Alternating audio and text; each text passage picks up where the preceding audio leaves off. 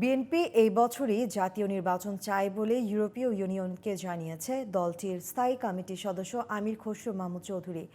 বিকেলে বিএনপি চেয়ারপারসনের গুলশান কার্যালয়ে ইইউ রাষ্ট্রদূতের সাথে বৈঠক শেষে সাংবাদিকদের তিনি জানান, অন্য কোনো ভাবনায় না গিয়ে সরাসরি জাতীয় নির্বাচনের পক্ষে বিএনপি।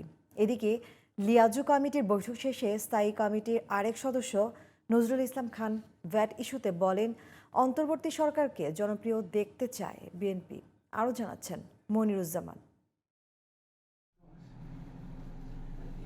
রোববার বিকেলে বিএনপি চেয়ারপারসনের গুলশান কার্যালয়ে দলটির মহাসচিব মির্জা ফখরুল ইসলাম আলমগীরের সাথে বৈঠক করেন ইউরোপীয় ইউনিয়নের রাষ্ট্রদূত মাইকেল মিলার।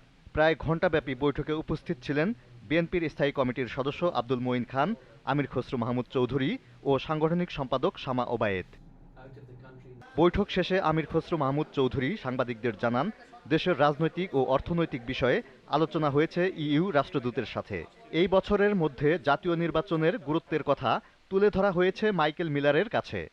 অগণতান্ত্রিক সরকারের রাজনৈতিক ওয়েট থাকে না, মোবিলাইজেশন প্রসেস থাকে না, জনগণের সাথে সংশ্লিষ্টতা থাকে না এবং জনগণের ফিডব্যাক পাওয়া যায় না। সুতরাং একটি গণতান্ত্রিক প্রক্রিয়ায় যত তাড়াতাড়ি ফিরে যাওয়া সম্ভব সেদিকে আমরা জোর দিয়েছি। এদিকে সন্ধ্যায় একই কার্যালয়ে লেবার পার্টির সাথে বৈঠক করে বিএনপির লিয়াজু কমিটি।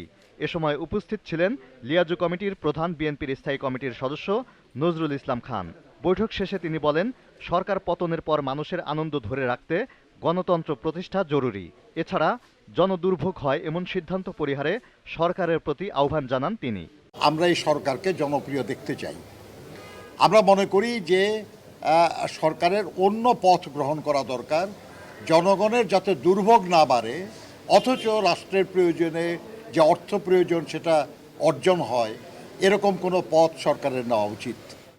বিএনপি নেতারা বলেন, বিগত সরকার পতনের আন্দোলনের মূল লক্ষ্যই ছিল গণতন্ত্র প্রতিষ্ঠা করা। Moniruzzaman, GTV news, Dhaka.